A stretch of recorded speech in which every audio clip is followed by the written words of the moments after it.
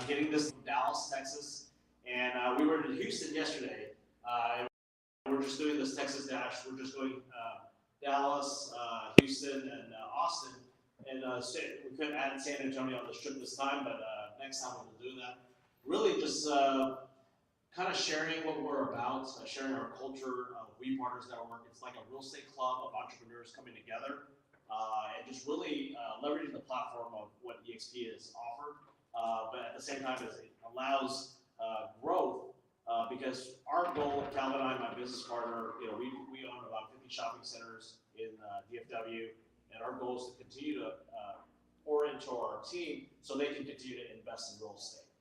So we do have a syndicating group. We have different people doing different products like RV parks, multifamily, land, retail, industrial, things like that. So yeah, so I kind of wanted to bring them on here today, just so that each of them can share with you like what they're about, and if you have any questions or wanted to get into that particular sector of the business, they're here to answer questions today. Yeah. So with that, I know it's a networking event, so what we encourage you to do is try to connect with each other.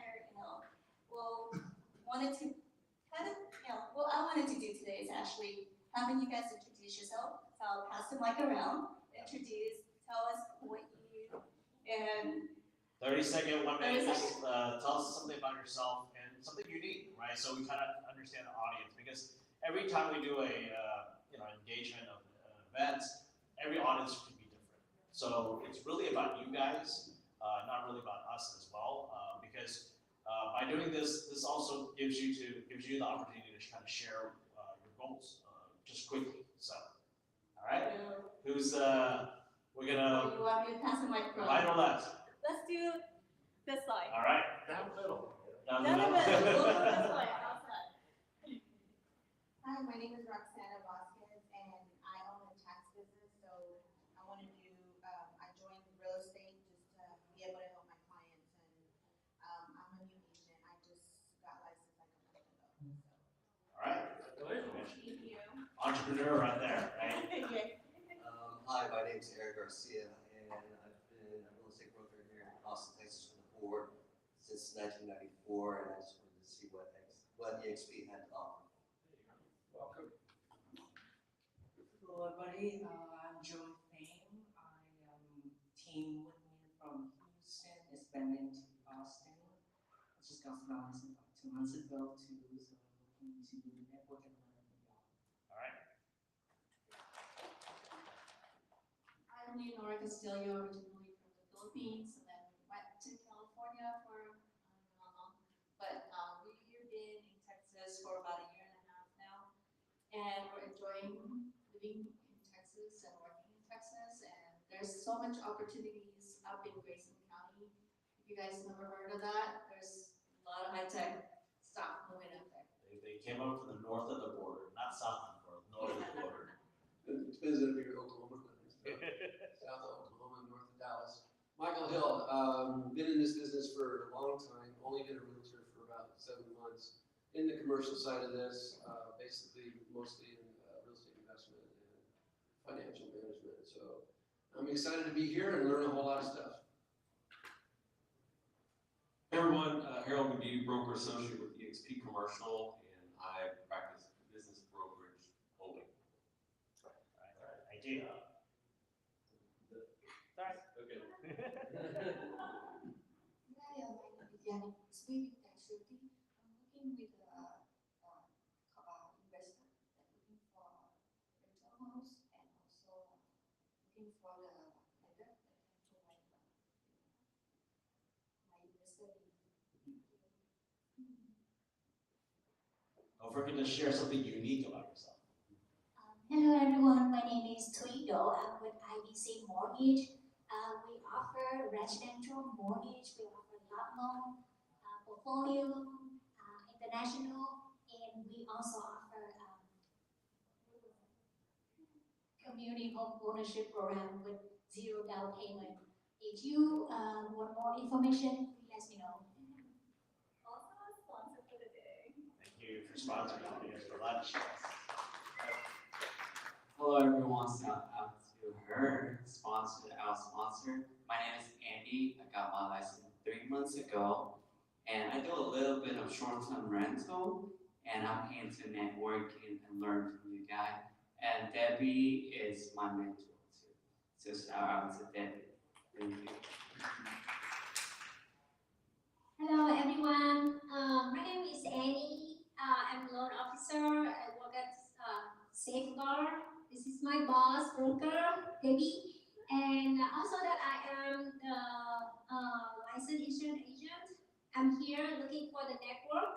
I offer life, health, Medicare, supplemental, and hopefully that I can exchange your visit card today. That's gonna be awesome. And please help. Thank you. Thank you. Hi, my name is Lance Kellogg. I do both residential and commercial real estate. I'm just here to kind of network and learn a little bit more. I seen one of the guy that was involved in RVs and over there, right? Yeah, the neon guy. Neon guy, right? So I had clients that talked about that, so I seen that and Debbie sent me an invitation, so I thought I'd come and get some information. Good morning, everyone. I'm Paul. I'm from Dallas, Texas. Daniel's business partner, and here to support Debbie. And then looking forward to meet everyone and network, connect, and do some business. Good morning, everyone. My name is Colin Koo. Working with Kelvin Danny Dallas, specializing in retail and industrial, and I'm here just looking for collaboration in the future. I'm Vanessa Nunez, and I am here by accident because I was supposed to be here for an icon meeting. I'm actually a 7-time icon from the residential and luxury side. However, it's accidental because at the same time we're trying to get Farm and Ranch to get its own division. So hopefully we can network and figure that out. Hi everybody, my name is Tom Chong. I'm with, I've been in real estate brokerage for 18 years. Built my brokerage in greater Boston area up to about 120 agents. Sold it to a national hedge fund in 2014, went back to doing development, flipping houses, so on and so forth, and then was fortunate to find this EXP Realty platform today. Helped me go from broke to living the life I want to live. And I can't wait to share with you. I'll be the last speaker today and try to help you guys share my experiences, the good, the bad, the ugly, and what could be wildly fun in this real estate business. Hi, Christine Chow, I'm a real estate broker. I'm also a property manager. I manage over $100 million in assets. I manage from Austin surrounding areas to San Antonio, everything but Dallas. So Yes. I'm happy to be here. Hi everyone, I'm Carlos Coloma. I'm from Dallas as well with Fampac. I'm a commercial broker, also a consultant. There's a lot more than just broker services that you guys can provide, and we're going to show you different avenues that you can do. I'm also a learner pilot, so I have access to a lot of high net worth individuals because we get paid pretty well. We put syndication deals together. So anyway, it's a lot of things that we can talk about. Hi, my name is Keith. Keith from Alabama. I'm one of the speakers today. I'm in EXP Commercial. It would be almost 3 years in November. That would be our 3rd year of existence, EXP Commercial. I am a full-time mentor now, which is kind of interesting. It just, what morphed. It just morphed into that over the last year and a half. Because our company is all about the new professional that wants to get into the industry, come join us and we'll train you. So that's one important, not important, one unique thing about Keith. I had the honor and privilege for a year and a half to sing in the Charleston Symphony Orchestra Choir.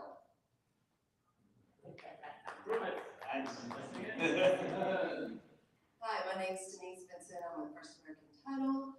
I work with Debbie as well, and we do both residential and commercial. We also have information for buyers and sellers in 24 different languages. So if anyone ever needs any info, please get with me. You can brand it to yourself as well. We also have a multicultural site that has videos in 6 different languages as well. So be happy to share that with you. Josh Cole. I came on the Wee Bus from Dallas. I do live in Arlington, so right in the cowboy country. I do residential, commercial, apartment range, and I've been through a lot of occupations. So I used to raise cows, horses, and donkeys and goats. Hi, I'm James Davis. I'm going to be on the hot seat a little bit later. My expertise is in self-storage, mobile home parks, and RV parks. You want to listen to me? I'll tell you, sir. Anyway, I've lived in Austin for 40 plus years, and I've been investing for 40 plus years. Had some ups and downs, but I'm up now. Here's my shirt. Anybody want one of my shirts? That's cool. All right, there you go. And I don't know what's unique about me. I had an RV park. No, self-storage, paid $1 million, it was worth $500,000 after 3 or 4 years because I didn't know what the F I was doing. Now it's worth $5 million. So it's 10x. Right. Hi everyone, I'm Johnny Peters. I'm with just a small company here in Austin called Limestone Development, kind of an aspiring developer. And actually, James, he invited me this morning, so just here to sort of absorb and learn a little bit. So appreciate you all having me. Thanks. Hey everyone, Adam Eldabani, founder of a real estate technology company based here in Austin called Home Builder. We do not build homes, but we build technology to help agents better serve investor clients on the residential side. Right. Alrighty, we getting ready to start? We got one more. Rick Davis. Hold Rick on, Davis is Rick. part of our team. Rick, had to share. So Rick and I reconnected last year, and why don't you just kind of share the story a little bit? So Rick Davis from Studio USA, also an agent, and also came down on the Wee Bus as part of the Wee Partners Network. And I was a mortgage guy in a previous life. I've known Daniel for almost 10 years, and we bumped into each other. Actually, he came to my brick and mortar studio with one of his agents, and it just sort of snowballed from there. So we reconnected, and that was the week after Christmas last year. And by February, I had been to 2 or 3 events in the bus, on the road to Austin, moved to EXP. I've been to Orlando, we've been to Naples, Florida. So it's been a few thousand miles, a few hotel rooms, and we are now putting together a brick and mortar studio right close to the Wee Partners headquarters. So you'll be seeing us live streaming quite a bit. All right, thank you. And Rick is also building out his team of content creators that they will get licensed as well. So start building up their team to provide value. So Calvin and I have been part of the EXP commercial about a little less than 3 years. Keith was the first in the EXP commercial, and then Texas finally got open. If you understand the platform of EXP Realty is a separate company from EXP Commercial. We did it that way because one is most commercial practitioners are not part of the MLS. They're not NAR members. People from like CBRE, Marcus and Millichap, larger companies are not part of the MLS system. So we have 2 separate companies, but we still collaborate very well with each other. But when we moved over because of leadership, it wasn't because of the EXP platform, it was really about leadership. So James Wong, our EXP commercial president, is my sponsor into this platform. After about 6 months or so, I think, we got to see the collaboration, we got to see the just the people and the culture, and we realized, wow, we can actually elevate our brokerage business because we had a franchise. I actually ran 2 franchise companies before, and with this platform, it just allowed growth. It took away a lot of barriers. So as as investors and just entrepreneurs, we realized that, and we felt like, hey, we can create a real estate club because we're always raising capital, right? We're finding deals off market or not, and we decided let's create a network of entrepreneurs coming together, joining on this platform, but at the same time, provide value with each other. So everyone can bring to the table. Everyone shared a little bit, 30 seconds. Everyone can bring something to the table, and that's what we're looking for. We're looking for good partners to come with us because if there's an off-market deal, if James said, hey, I got an off-market deal, one of the big investors backed out for some reason, who wants to come in? I got to close in 15 days. Well, if we have a group already that's ready there, we can create a fund as well. So Calvin can kind of share a little bit more. Oh yeah, absolutely. So when you look at the pictures, you probably see one common theme is like everyone have a big smile.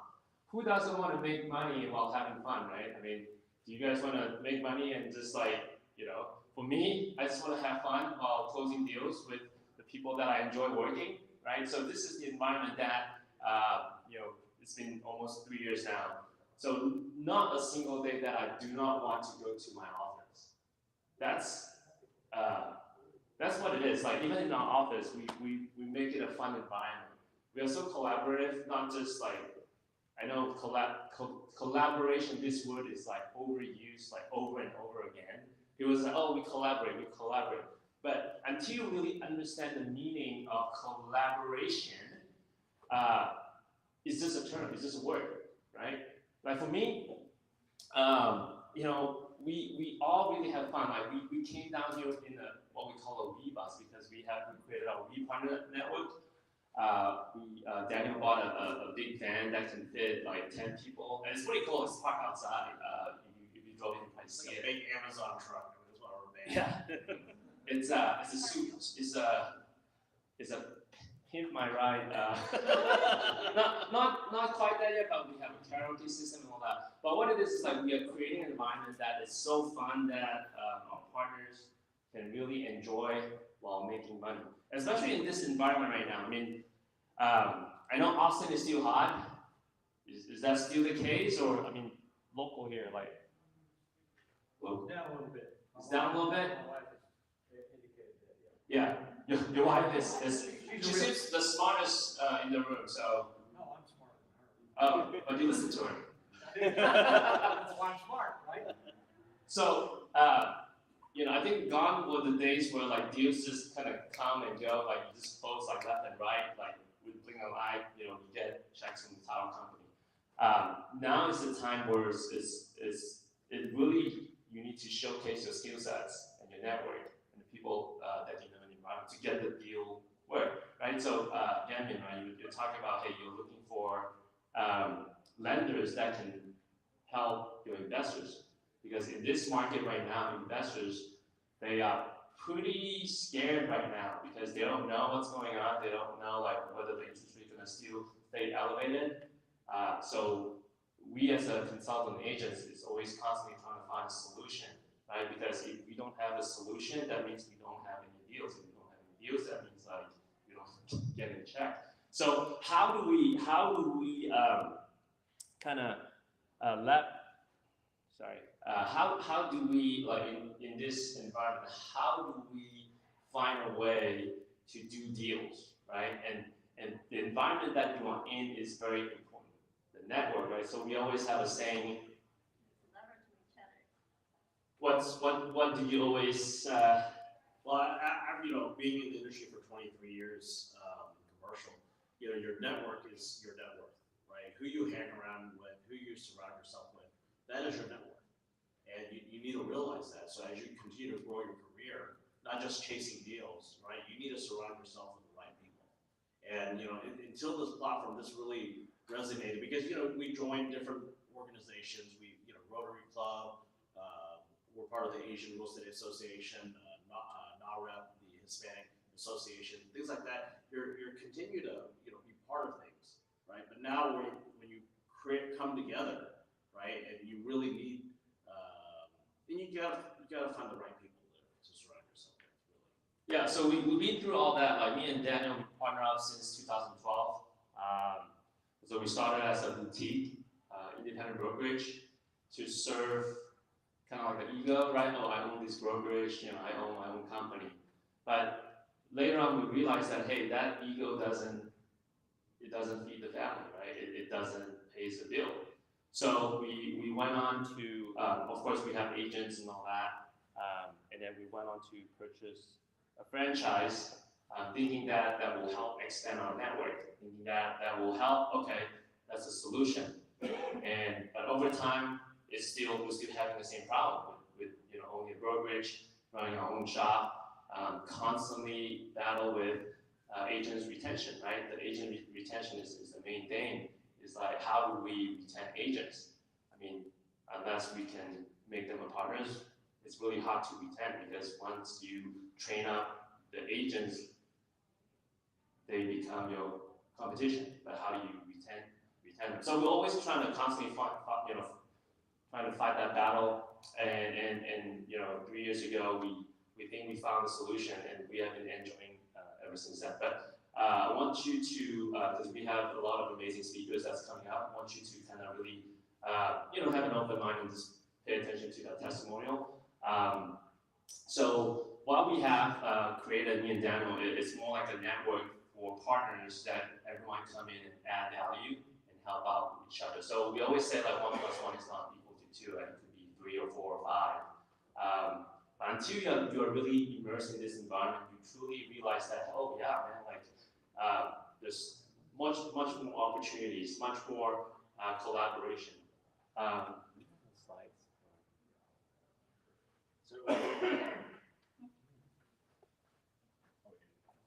So for those, I think some of you guys mentioned that you guys want to learn more about commercial. So really, like the industry, it's commercial brokers. They don't really want to train or coach or unless there's benefit, right? They won't necessarily just like, most of the time they just say, hey, just refer it to me, I'll give you your referral fee, and then let me run the deal. They don't really want to, because they feel like, hey, I don't have the, first, they don't have the time. Second is like, hey, I'm not gonna be financially benefit for long term, it's just one-off deals. So what we have, EXP Commercial is truly a collaboration platform, and Keith can later on can kind of attest to that. But we have different commercial experts that specialize in different sectors, like industrial, warehouse, RV parks, self-storage, retail, syndication, and all that good stuff, and development too. But, all right, we're gonna introduce. I was up there earlier, right? And I was all dressed up in that other picture, right? I had a tie on, right? Anyway, I have been in business for 40 plus years. I moved to Austin in 1982, and I bought a property at that time. And I bought it, paid $70,000 for it. I did a quick flip, sold it for $297,000. And that was after several years, of course, but now it's worth $600,000. And I have been in the RV park, mobile home park, and self-storage industry as a leadership committee at EXP Commercial ever since coming on board, and there was only 200 commercial agents at that time, a little bit over 2 years ago. Now there is 800 plus, and it's like a group of collaboration. I mean, Calvin calls me up and asks me some questions about RV parks. I gave him the answers he needed to know. It might have taken him a little bit longer than necessary, but I gave him the answers, right? And I believe that RV parks, self-storage, and mobile home parks are recession resistant, if not even recession proof. And my strategy is not to necessarily be an agent on a lot of these properties. I own them. I have self-storage in College Station. I told you a little bit about it, and we'll talk a little bit more about it later on. But it's got 212 doors, and it will be worth $5 million. I'll be all into it for $2.5 million, and that means I'll have $20,000 to $25,000 worth of cash flow. And I know that the only person with $20,000 to $25,000 cash flow is probably Tom Troy. But anyway, so I believe that I was with KW Commercial before, and I was competing against the Austin Southwest office and the Austin Northwest office, and actually against the residential agents that didn't know beans about anything, and they certainly didn't know about a commercial property, right? And I still, if you look at like a market like Rockport, there's not enough activity there for a full-time commercial agent. So I go and look at people from Rockport, agents, I eat them up, find a deal over there, right? So anyway, that's kind of the quick story of myself, but I'll be on the hot seat later, and did I go off? Did I turn off? That's kind of the quick story of myself. No special. I didn't rehearse this, but I'll be on the hot seat later, and I'll be ready to answer any questions you guys have. All right. Up next, we got Carlos. Here. James. Right here. Yeah. Check it out. Hot seat. Well, good morning, everyone. So as I said before, I come from Dallas. Dallas. I'm part of a team with my wife also. We're both commercial brokers. We got started as investors really, and then we started transitioning into brokerage services. And now we do both brokerage and consulting services. We're both CCIMs. That's the highest designation you can get in commercial. First Hispanic. We're the first couple, right? First Hispanic CCM couple in Texas. Second one in the world. It's a big deal. You know, less than 7% of all commercial brokers hold this designation. Just in this room alone, you have how many CCIMs? 1, 2, 3. Yeah. CCIM. 5. Gonna be soon. 5 plus 1, almost plus 2 actually. So it's not very common, and you've got a lot of them in here right now. So you are surrounding yourself by being part of this team. You're surrounding yourself by professionals that know what they're doing, that have the experience to show for it too. So part of this tour is really about, you know, going beyond brokerage services, right? When you get your real estate license, nobody told you this, but only about 13% of those people that get their license are gonna make it. The remainder 87% are gonna fail. That's just the statistics. I'm a numbers guy, okay? What we are trying to do, how we provide something different, is so that we lower the statistic for our team. You know, we want everybody to be successful. So what makes us successful? Well, what makes us different? You know, why don't we provide a different service than what everybody else is providing by adding things of value to our clients, right? So, you know, it'd be really easy for me to have a commercial client that wants to open up a restaurant and ask him, hey, where do you want to open up? And I'll just take you and find you space. Well, that may not be the right space. It may be going out of business. I'm going to be doing consulting services, like asking more questions. Like, okay, well, who's your type of client? Who's your ideal client? Who eats French food at your French restaurant? Who eats escargot? Okay, let me find out where they live, based on their demographics, based on their income levels, based on whether they've traveled or not, disposable income, type of job that they hold. So there's a lot more to it, right? You can do consulting services. Yes, you have a real estate license that even though you went through real estate school and it taught you all about residential, you can sell commercial also. They just never taught you commercial. We have the team to provide that information to you and hold you by the hand for the ride. More things that you can do, you can partner up for investment deals, right? You have a lot of experienced people that have in the investment department that you can invest with. You can be part of a syndication with them. You can also do mentoring, and I guess Keith is going to speak later about that too. If you are experienced, you can do mentoring. So you have different avenues of streams of income, per se, so that when the market is down and you can't sell a home anymore, well, you know what, you can do consulting, you can do commercial, you can do mentoring, you can do investing, okay? And so, above all, you know, if you understand your market and you understand what's going on, you'll be able to dominate that market. Here in Austin, couldn't believe the statistics. You guys are growing at 14% a year. That's an extra 60 to 70,000 people moving in, you know, and all these people not only need homes, but they also need, you know, more retail. They need more schools. They need more office space. So there's so much opportunity here at the rate of growth that you guys have that there's ways to take advantage of it. Something, and I'll be short up, just finishing up right now. Somebody was mentioning, I think you just said that your wife said that the home sales are coming down, right? They got back to normal, is the truth. Right. So in our market in Dallas, for the past several years, you know, people that were buying homes, California people were coming over and offering $30,000, $40,000, $50,000 above asking price, and just stealing those deals, right?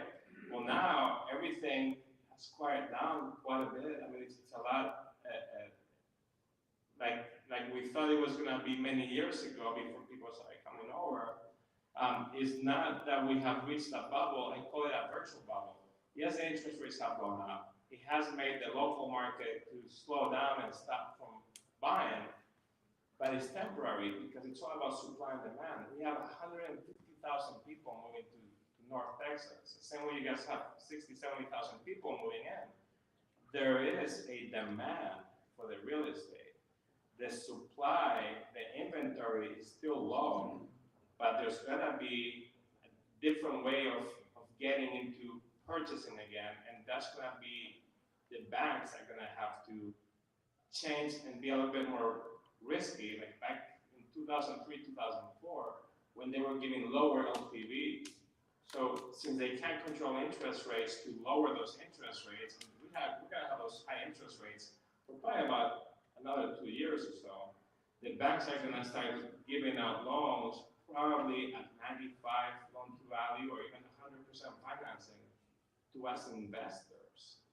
So start looking for investors, you know. We're gonna be buying here in the next probably a year or so once the banks start being a little bit riskier and giving us more money, and we'd be able to capitalize on that by having a greater return on investment. So anyway, look for me later, we can talk some more. All right, thank you, Carlos. We got Keith Andrews from Alabama. So, if you observe things like I do, did you just notice that I followed him again? Did you notice that? You know why? Because he'll continue to talk if I don't. All right, so I live in Birmingham area. The picture you see was actually current in October last year. In November, I changed my hairstyle. I did. I started cutting it, number 4 on the sides, because it's a lot more manageable. I think it looks better than there. Oh yeah. Yeah, thank you. I agree with you. And then I was about 35 pounds heavier in that picture. I do have a new picture. They just did not put it up there. It is on everything. Everything EXP commercial, my picture's on now. It's correct, I believe. Okay. So the reason I lost the weight was a personal health thing. Are we talking again after this? Yes. Okay. All right. Okay. So some of you said I'm here to network. Some of you said I'm here to collaborate. Some of you said I'd like to learn a little bit more about EXP. Well, when you say that, there's a lot about EXP. There's so many different aspects of EXP. I'm commercial. I'm a mentor, a senior mentor. By default, it happened that way. We started accepting anybody into our business that wanted to learn about commercial back then, 3 years ago, a little less than 3 years ago. If you don't understand the commercial industry, I'll tell it real quick. All the big boys that you know, that you see in the marketplace, I'll say CBRE, JLL, M&M, SBN, Avis and Young, NAI, they're global companies now, or regional or national companies. They don't like the new person. They don't probably have the training set up for the new person. Their mentoring is for their select few they want to bring into their company. They tell the rest of us, go get your experience somewhere else. Go to Calvin and Daniel at their boutique shop, 8 years, 10 years ago. Go to them, come to our franchises that we had 4 and 5 and 6 years ago. Go somewhere else and get your experience. Well, the opposite happens at EXP commercial. If you're considering commercial, and you can be in residential all your life, you can be in farm and ranch all your life, you can be in a banker all your life, whatever. When you get your real estate license, you want to be in commercial, you should call EXP first, because we will take you in. We have formalized training, and then we have senior individuals who will mentor you and help you start and become successful. We have business brokerage mentors. Harold's one of those. And he's right here in Austin. And so it exists. That's the first thing that I can say is different. The second thing that's different is the commercial world has brick and mortar. Oh man. For them to walk away from there and not have an office to go to and meet people is crazy. They can't handle that. So you will succeed in our world because you really are an entrepreneur, but you have to get into networking. That means you have to do what you're doing today. You have to physically be in the crowd. You have to. That's what networking is. If you want to succeed in commercial itself, You have to understand relationships. We are not a listed industry. We are a relationship industry that creates that gross national product. We're all about relationships. The deals happen because we know each other. The biggest thing you can do in Austin right now is to get out there and have every commercial broker, every commercial agent in every company know who you are now, if you're with EXP. You should do that if you're with any company. But it's more critical because EXP Commercial has EXP Realty, and they're up to 88, almost 88,000 in 24 countries. They're sending us their clients every day to handle commercial. They're sending Harold their clients to handle business brokerages. That means buy and sell business. Because of that, we have to know you at your local boutique that's doing commercial and say, I forgot your name already, Johnny, right? Yeah, Johnny, I've got this buyer here who's looking for this industrial property. You do that, don't you? Maybe? Okay. You love me because I'm bringing you a buyer. You have the inventory. I don't have the inventory. I've got tons of clients I got to bring to you because I haven't had time to make the inventory. That's how you succeed. All right? What was the other thing? Oh yeah. The third thing that's different is, oh my gosh, we're on the route of being a global company. The number one thing that stands out when you talk to other commercial brokers globally is how much money they keep in their pocket after a deal.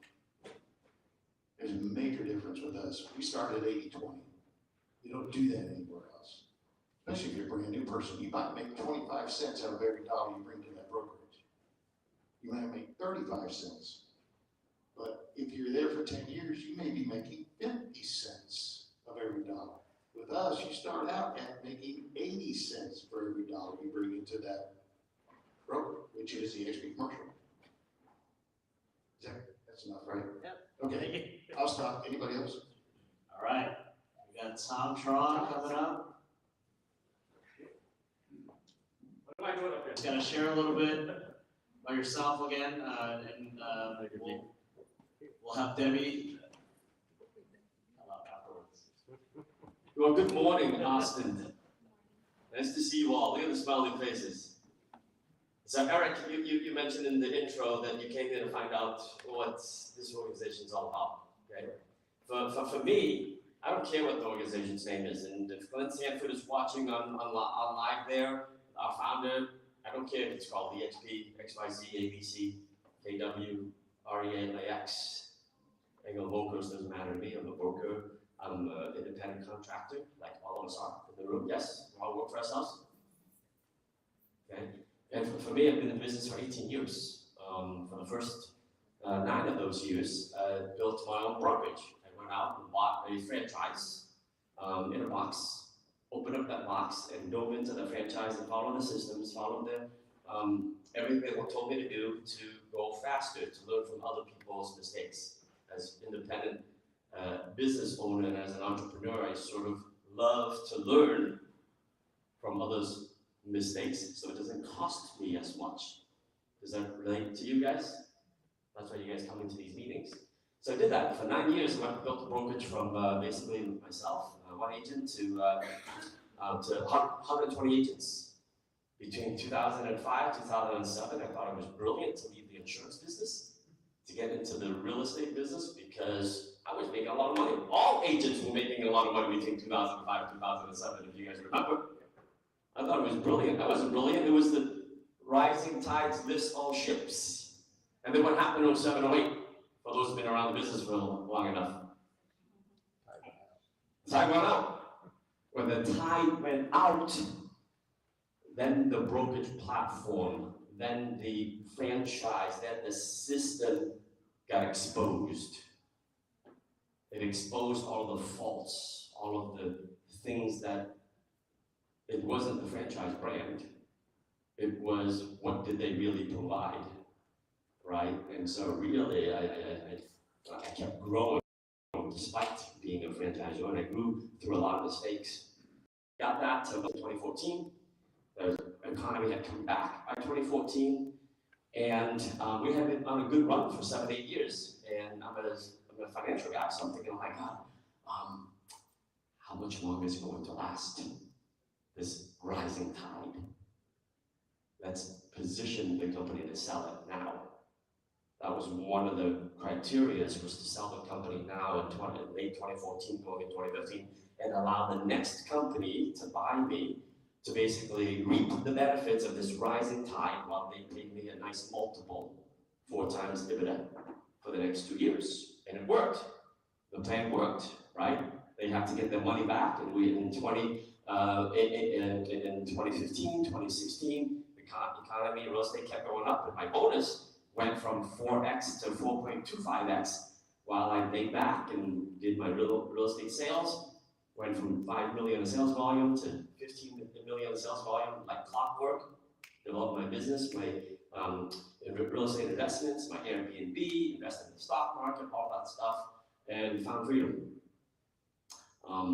The second reason why I sold my real estate brokerage was, somebody said it earlier, where, Calvin, you said that earlier, where I was training rookies to become rock stars, and somewhere along the line when they became a rock star, they forgot who trained them. And then they leave for greener pastures. And it was more the heartaches that made me decide to sell my brokerage, was the heartaches. It wasn't the headaches. I can stand the headaches, withstand the headaches. I can stand the babysitting, the coaching, the mentoring, the cutting the checks, the going to court because they messed up with the lending liability or they misdisclosed something and trying to defend it in the court of law, right? I could handle that because I'm a big boy and have insurance for that. But it was the hurt feelings that they forget. And as a coach, as a mentor, as a leader, we want people to thrive. We want people to, when the student becomes the master really succeeded really well, right? But in business and real estate, if you don't reap the financial benefits, guess what? You're on a hamster wheel again. For those who are team leaders and broker owners, it's a constant hamster wheel where you're trading time for money. And if I didn't put the time in real estate, I wouldn't have the money. Okay. Then I found this platform 5.5 years ago. And again, it doesn't matter that it's called EXP. I don't give a rip. It's what can this platform do for myself and to help other people succeed. So this platform allowed me the ability to go from one, because when I joined, I came over by myself. Even though my non-compete had already finished with the whole brokerage, I could take all 120 agents with me. I did not take the high road because the real estate world is a small world. Your reputation precedes you, right? And so I actually called them and I said, can I buy my brokerage back? You paid me 4.2 times earnings. I'm ready to stroke the check and buy it all back, give it back to you. And I want to take my 120 agents to me with this new platform because I think it's a better platform. They said no. Thanks, Tom, but no, because they're doing it right. So I started from scratch. So guess what? Under this platform, where the agents are the owners of the company, where we all have equity in the company, where we're all aligned and collaborating, we're sharing trade secrets with one another, and I come from Boston to Austin to help Debbie build her organization. Boston to Austin, that sounds good. Right?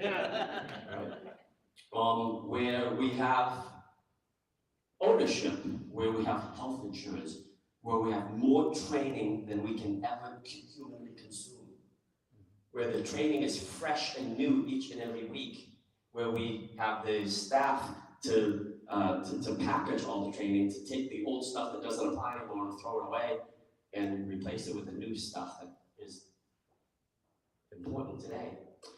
Where we can grow a business and a team without borders, right? When I owned my franchise, I was limited to this territory of 150,000 population, and I bought a bigger territory with 250,000 population, and I bought that territory. And boy, that franchise owner better not step into my territory. It was like territorial.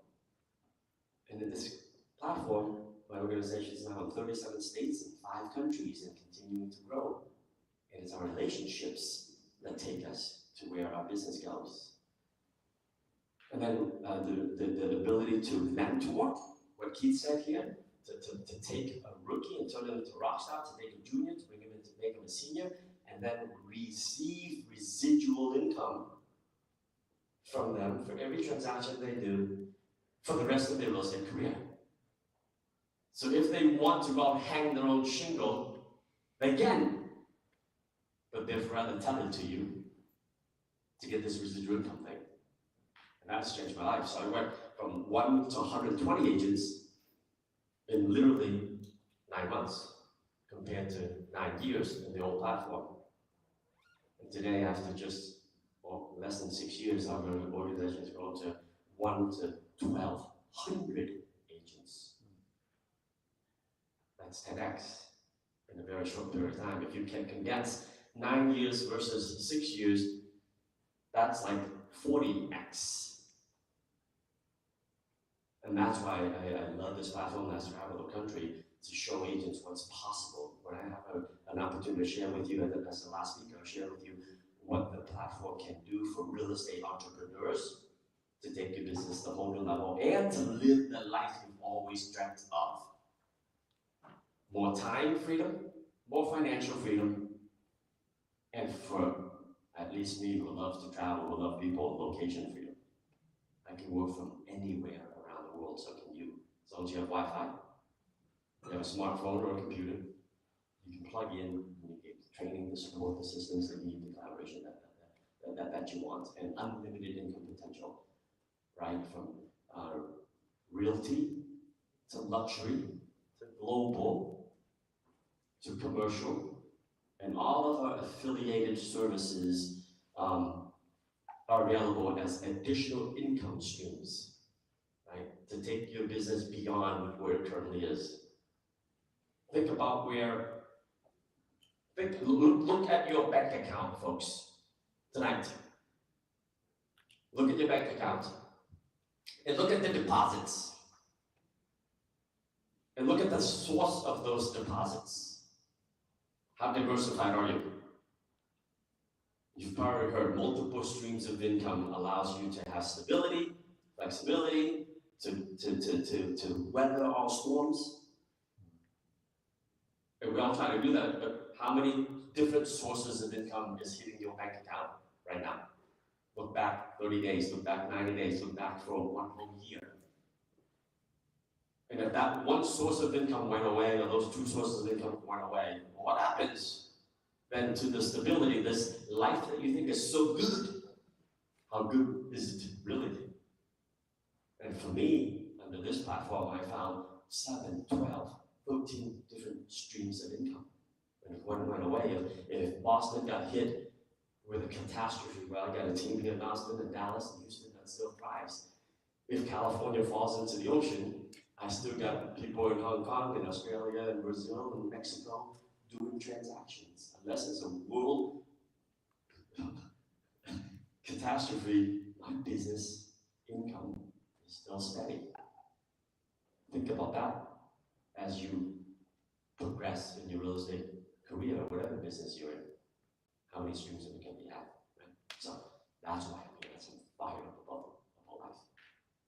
Well, I'm actually fired up because everyone on this panel have a uniqueness, and you guys are all big dog in the house. But beforehand, I also wanted to get our attendees here asking the questions, because each one of you guys have a uniqueness. And if anyone have any question for any of these gentlemen, let me know on what their specialties or anything like that is, and I can pass the mic around. Yeah, the goal is to be more interactive than just listening to us just talk. So really, and like I said, every event we go to, the audience is different. So we really wanted to make it interactive. So if there's a certain thing, because within 1 hour, 2 hours, there's no way you can cover everything. So really wanted to cater towards. Yeah. So go ahead, Eric. So sorry, I forgot your name. Daniel. Daniel. No, not Daniel. Next to Daniel. Calvin. Or that one. Tom? Me? No, in the light green strip. Oh, James Davis. James Davis. Sorry, I looked at you, but I forgot. So what made you choose that asset class, that mobile home parks for sites like? Well, again, I've been in business for 40 years, and I went to a self-storage training class that didn't teach me much, but I thought it was cool. I just studied, you know, the deal is, let me get this scam likely keeps calling me. Scam likely. Anyway, they're cash cows, that's why. And, you know, and the other thing is that mom and pop sell them all, right? You look at a multifamily, 50-unit multifamily, it's probably got LLC behind it, right? Actually, I'm looking at a park now, 225-unit RV park. I just got this information an hour and a half ago. It's in Lake Charles. I can pick this property up for $2.5 million, and just the land only value is $3.5 million because a mom and pop owned it. Actually, it's not a mom and pop, but a mom and pop owned it to begin with, but the hedge fund that owns it now doesn't know what they have, right? So it's a very inefficient market. It's not like you got a stock market's got a bid and ask. And actually, the real estate market in general is not super efficient as well, because if Tom's wife gets mad at him and he wants a divorce, he may have to sell something quickly, right? Hopefully that won't happen. Because Marissa's a heck of a lot better than you, Tom. Yes, it is. But anyway, so it's very inefficient, and mom and pop's own it. And I will tell you that the self-storage that I have in College Station, it's 8 miles from Kyle Field. That's where the Texas A&M Aggies play. The guy that has the next closest park got bought out by BlackRock. That's and so BlackRock sells at a 4 cap, or buys at a 4 or 5 cap, and the market is now at an 8% cap rate. And I don't know if you know what a cap rate is, but the difference between a 4 cap and an 8 cap, twice the price, right? Okay, that's kind of my reasoning. If you got any more questions, let me know. Thank you. I have a question. Yeah. Hang on, my phone's ringing. Do you, are you looking for syndication on that property in Lake Charles? Maybe one of us might want to join you on that. You know, I might, absolutely. I have a guy that's the general contractor, that we could probably use, you know, $500,000 to $700,000 with, that would be great. So the short answer is yes, and the long answer is hell yes. But well, I need to talk to my partner, the real answer, but yes, I just found this information out after I talked to your cost segregation guy. All right, thank you. Mr. Davis, do you strategically locate? Yes. Do you strategically locate your storage units around colleges? Or do you do that? Or is there certain locations? You know, intuitively there is an advantage. The reason I bought my self-storage was because it was supposedly a 10% cap rate, 100% occupied. This was 6 years ago. Well, the guy lied, right? And 100% occupied became 70% occupied, and I didn't know what the heck I was doing when I operated it, so it became 25% occupied. But I think the short answer is yes, because not necessarily to go after the college students, but you have a good population of educated people there with the professors, et cetera, and the ancillary businesses going on. Texas A&M has 65,000 students, but I guarantee that there's probably 100,000 ancillary restaurants and professors, et cetera, et cetera. I do not go after the college students. Actually, I was in a conversation this morning with my lady who runs the place. And by the way, she lives in Austin, but she actually lived in Tel Aviv, Israel for 9 months when she ran the College Station self-storage. That's a heck of a lot longer than 2 hours away, is it not? But anyway, she says that college students, they're at the butt, right? Because they, you know, after I had this property, I didn't understand the college student game, but here's what happens in the college student games. These wealthy people, they get kicked out of their apartment for 2 weeks because they got to go clean them, right? So I made $2,500 on extra on them that month, but then I had a service called Sparefoot, which charges, they're the consolidator, they charge 1 month's worth of rent, so I made $2,500 and got billed $2,400, right? So the short answer is yes, but not for the reason you're asking, not for the specific reason that you are thinking. Is it better to buy a storage facility already complete, or is it better to buy the ground and build it up? You know, I do a combination of that. I think went off. I don't know. Okay, I do a combination. I do what's called a covered land play, followed by a commercial BRRRR. If you've ever ever watch it, listen to Bigger Pockets. Okay, the covered land play is the mortgage is covered by the current expenses, and the commercial borrower buy, rehab, rent, refinance, and repeat. I have an extra 3.5 acres on that property. So that's the reason that I was able to go from 1 million to 5.4 million, because I had 3.5 acres that I could develop. And the value, I paid $1 million for it. After I got it straightened up, the value was 1.7 million just on the 1.5 acres that was completed. And then they gave a very, very loose, nice value of 500,000 for the extra 3 acres. So I was valued at 3.2 million. And so I could get a $2.4 million loan. And when everything's said and done, it'll be worth 5 million. I'll be into it for 2.5 million. So I do a combination. If your pockets are deep enough and you got enough money, maybe Daniel Link can sweep that syndication. And my pockets don't go as deep as Daniel's. My pockets only go right here, and I prefer to do, again, like the covered land play followed by the commercial burr, because that gives you a much less stringent downtime, right? I mean, I was making $1,000 a month on Wellborn self-storage after I got to 95% occupancy. I could still be making $1,000 a month. Comprende? Okay.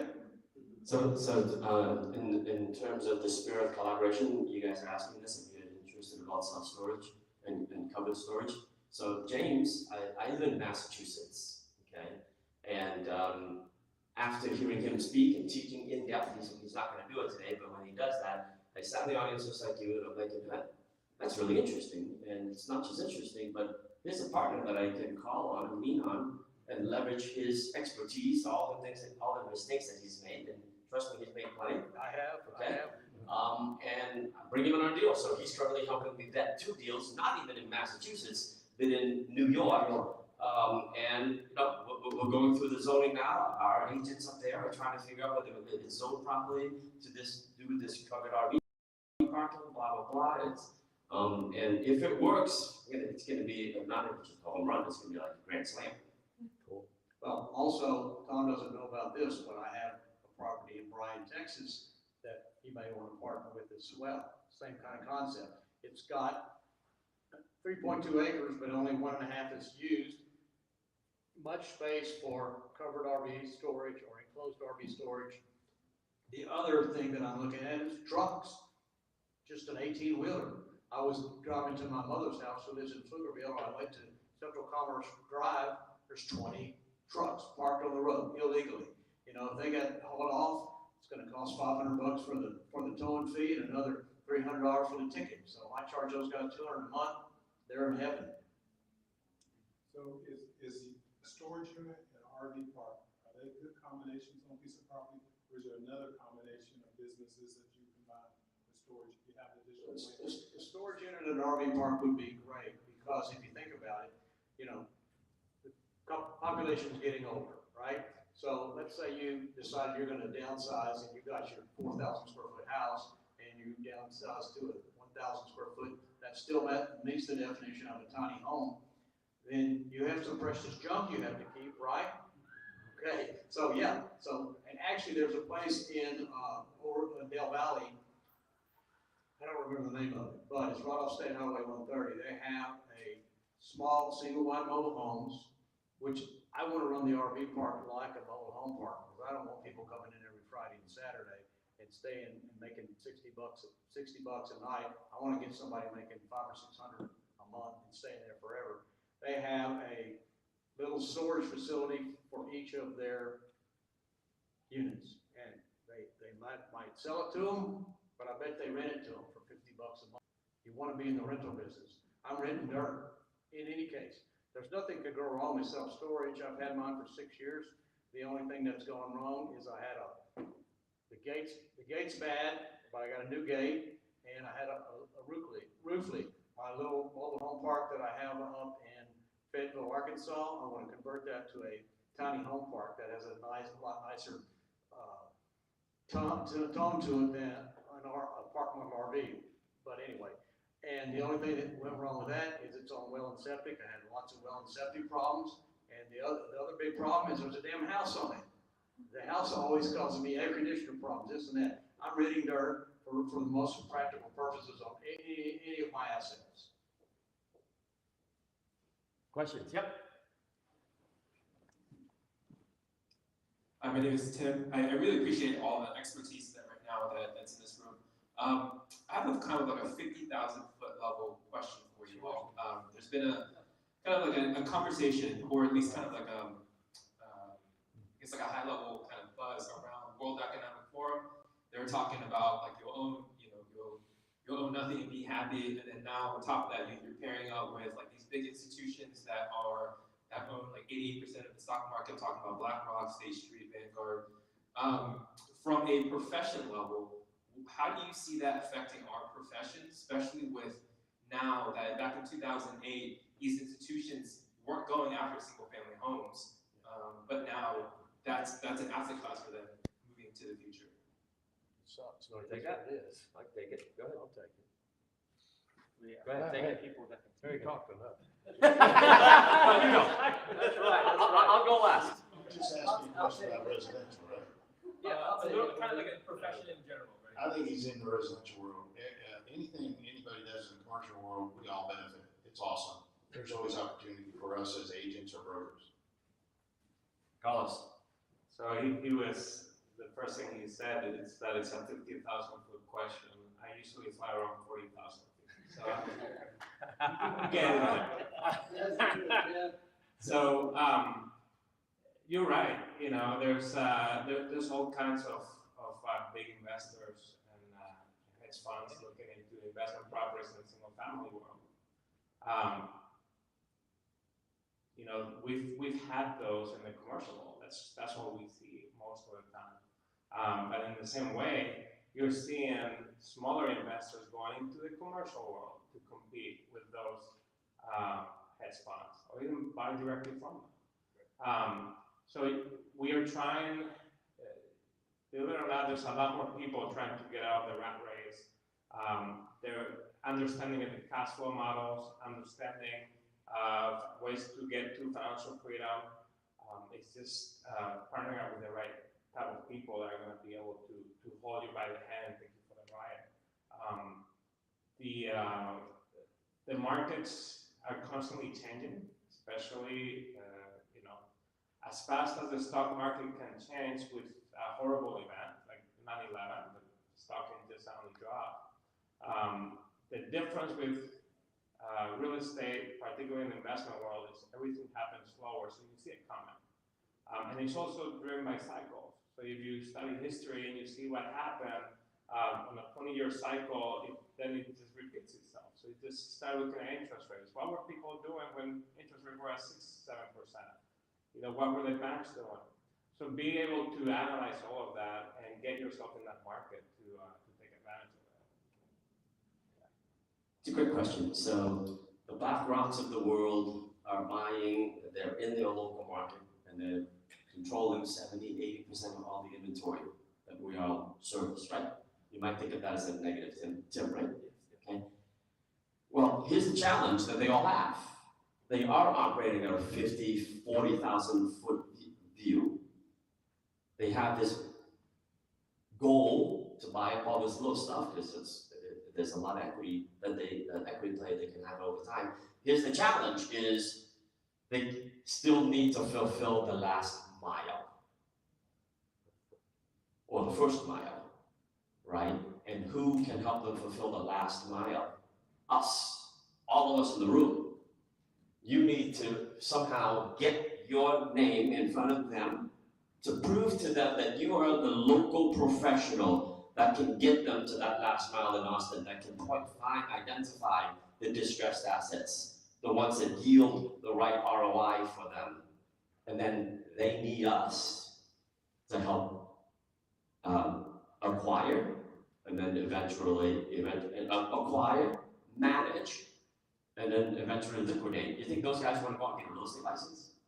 You think they want to go door to door, knocking on doors, saying, hey, would you like to sell this house? Because I got an institutional buyer who will pay top dollar for that. You could be their guy to deliver the last mile, to complete that last piece of the puzzle. No, you don't think so? I'll be brief. Alright. BlackRock is in all kinds of business, office, retail, self-storage, single families. I see BlackRock. Oh, it's off, sorry, Gabe. I see BlackRock selling self-storage because they're having to service their office and retail client and maybe even single family. They buy it retail, I buy it wholesale, and I don't. I'll tell you a quick story. I bought a property, 1984, $60,000, $73,000 all in. That was all in. I fixed everything out. It was appraised at $95,000, and my wife, who was my girlfriend at that time, who's still smarter than me, bought a house, identical house, for $60,000, all fixed up. So 90 minus 60 divided by 60, 90 minus 60 is 30, divided by 60, that's a 50% drop.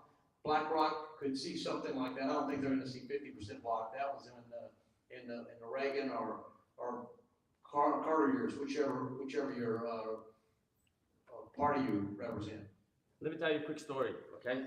So, back in 2007 to 2010, the REO crisis was crazy, right? There were real estate brokers who controlled the listings that they got from HUD, Fannie Mae, Freddie Mac, all the banks, all this stuff. And if you were one of those REO brokers and you would get the listings directly from them, you were sitting on a gold mine because the offers came pouring into you and you earned your selling side of the commission, okay? I was one of those brokers who competed to be on that list for the banks to call me to give me their assets. I would do free broker price opinions just to get a contact, just get my foot in the door to get those assignments. Does everybody remember that? Okay? Well, this time around, it's happening again. So this time around, I got a call about a year ago from one of these asset managers. They had just called me and says, Tom, we just purchased a book of 5,000 distressed notes in second position, okay? And you were our guy in Massachusetts, you're our guy again in Massachusetts. I said, oh, it's better for you, because I know what the pain that they went through. They had to find every guy and gal in every state and every last mile to go and knock on that door, to talk to the owner, to determine occupancy, to see if what kind of work it needs. Do we have to get eviction? They don't have contacts with the local sheriff to go deliver an eviction notice. They don't have the clean out companies. They don't have the landscaping companies. They don't have any of the maintenance people. We were that last mile. So this time around, I said, hey, guess what? I upgraded my real estate platform. I'm now with an organization that can service you 50 states. I'm your only point of contact. You no longer need to find 500 agents in 500 different cities to liquidate this asset in second position. That's what we're doing right now.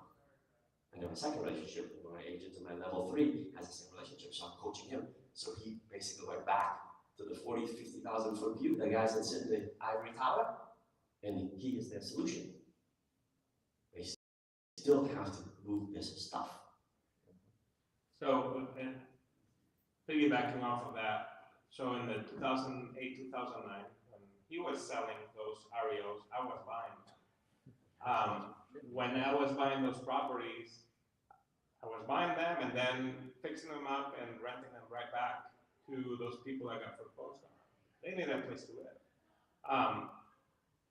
One thing that created was it created a lot of investors. I was out there when there were hardly any investors buying single family homes.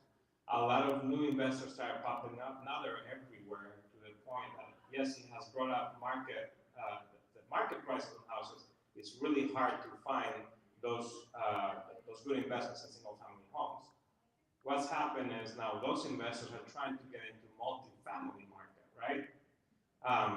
Why? Because they want to try commercial, but they want to try commercial in a way that they already know, which is residential commercial, right? Which is in a multifamily. But they still haven't tapped into the true commercial real estate, which is everything else, all the other asset classes as well. But here's what's happening. When we buy commercial property as an investment, we usually have it on a maybe like a 25-year amortization. It's usually a short term, like a 5-year term. they bought these properties at low interest rates, maybe 4 years ago, at 4%, right? 3%. 3%. Well, guess what? Their term is coming up due right now. They're going to have to refinance or sell. And refinancing at a higher interest rate where we're at right now is probably about 7.5%, 8%. The numbers are not going to work for their investment. So you're going to have a lot of possible foreclosures in the commercial market, you know? And it's just a matter of us being there with cash available and ready to buy, and we'll be able to get some of those properties at $2,700. Michael, you're gonna be buying next time, right? I'm buying now. That's what I meant, right. I have two questions actually for the office space. How much of an impact for the remote work culture right now, and what do you forecast in the future? Would it continue on, or would it, how would you forecast it? Well, I can take that. You're the office guy. So with the office sectors, obviously a lot of major companies, they are requiring their employees to go, either come back to the office or just go find some other opportunity. So it's already happening, but COVID really had a huge impact to the office sectors, right? There's no doubt about it that, the need for major big office space, even tech company, they are reducing their footprint. Austin downtown or like Dallas downtown, I mean all the major CBD office buildings, high rises, right now like almost half of them are empty. If you drive through, you look in the parking garages. I mean there's no cars in there, right? So because so the investors that owns those high rises office, mostly pension funds and hedge funds and whatnot. I mean they're already writing off. They're already selling it right now at a huge discount, like especially in California, like that's selling at 70-80% discount. San Francisco is tough. I mean, anyone went to San Francisco lately? Like the downtown, like have you been there at nighttime? Mm-hmm. It's horrible. At nighttime. So so to kind of answer your questions, the high-rise, high-density, like older office building like Class B and B minus is really hard to compete because the cost to renovate like the building, even the lobby, the restroom, it costs so much to renovate to try to compete with like a nicer office building. So there's a lot of opportunity right now to buy those type of office building at a huge discount. But the thing is, the question is like, what are you going to turn into the building? There's a lot of people talking about adaptive reuse, trying to convert that to affordable housing, especially in those extensive markets like high density like New York or California. With that, because it's very costly to convert those concrete building into residence, because your plumbing, your electrical, everything, it's super costly. So that takes a lot of it does require like state or the city incentive to incentivize developers, because developers are in the market to make a profit, right? They're not in the charity business. They're not just going to do a project just they feel good about it. I'm helping people that they affordable housing.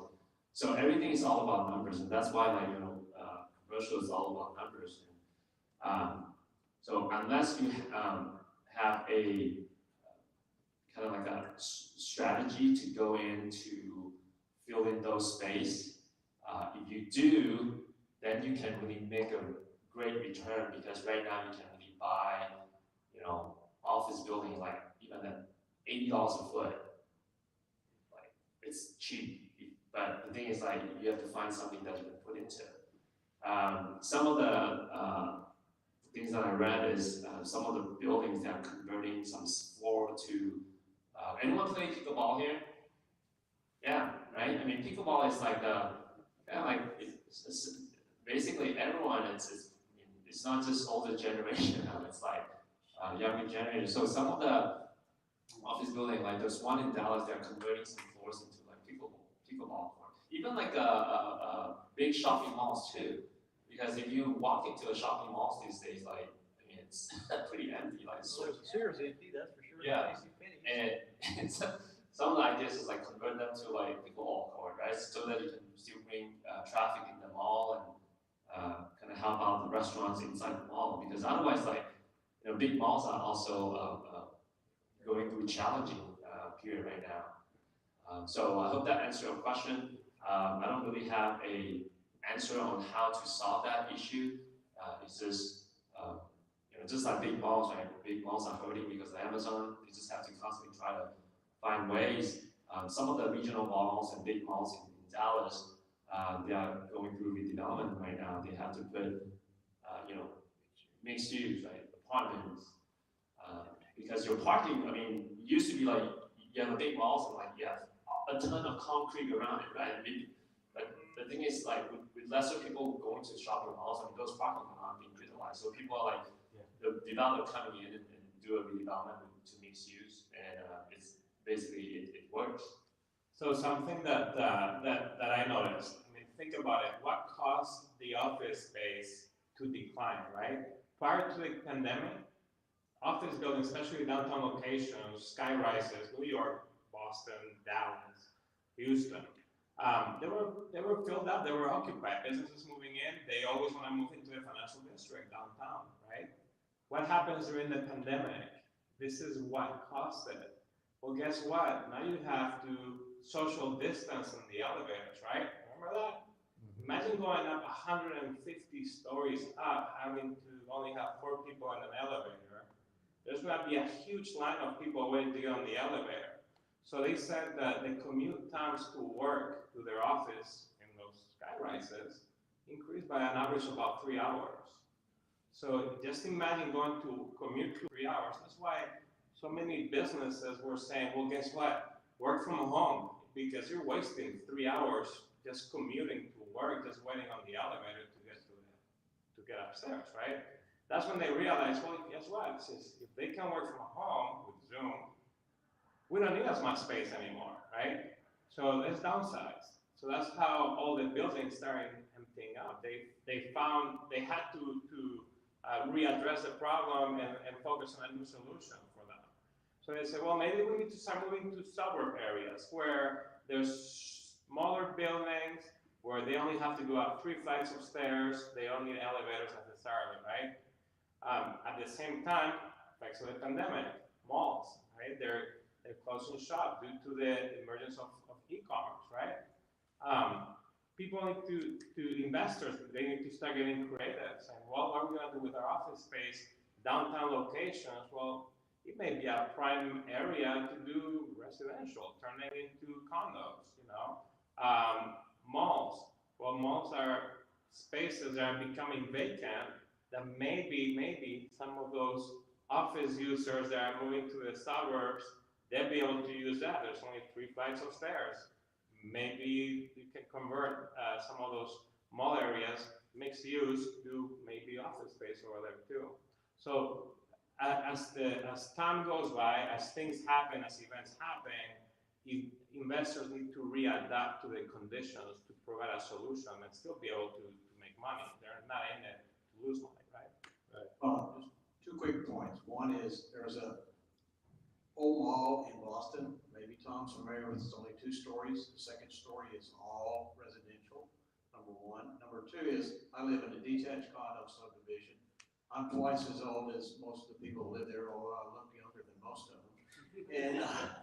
And I'm lying again. But anyway, most of these people work downtown, but they figured out, I don't have to drive downtown. I don't have to go to the dry cleaners. I don't have to go out to eat. They're saying, hey, I'm at home. I save 2 hours a day. When you say, Johnny, they probably save a couple hours a day just getting there, right? Okay, that's it. Quick.